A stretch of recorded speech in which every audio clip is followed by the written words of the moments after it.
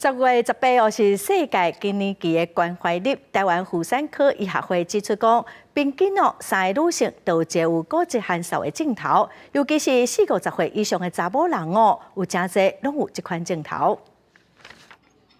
伫咧更年期的时阵，妇女定会因为女性荷尔蒙减少，出现身体甲心理上的症状，比如咬流汗、骨头酸软、心情郁卒等等，可能就是更年期所引起的。台湾妇女科医学会特别提醒女性，尤其爱注意骨质疏松，因为这种症头普通时也无症状，便若有症状就真严重。严重者一个坐落去的骨质，就是因为骨头伤怕，无法度承载外力的冲击。停经之后，骨头保不住你的骨质的密度，所以你就容易跌倒，跌倒之后就容易骨折。老年人做这个核心训练，可以降低他骨折、骨松的比例了哈。医学会指出，平均3个女性内底都有一个有骨质疏松，尤其40岁到50岁以后的女性，上接有一个症头比着癌的几率更较悬，会使讲是无啥杀手。另外，国健署副署长也指出，女性嘛因为更年期雌激素减少，脂肪代谢出现障碍，引起一寡心血管疾病。更年期的阶段，当然就是卵巢功能退化，雌激素分泌降低以后，就会导致可能血脂升高。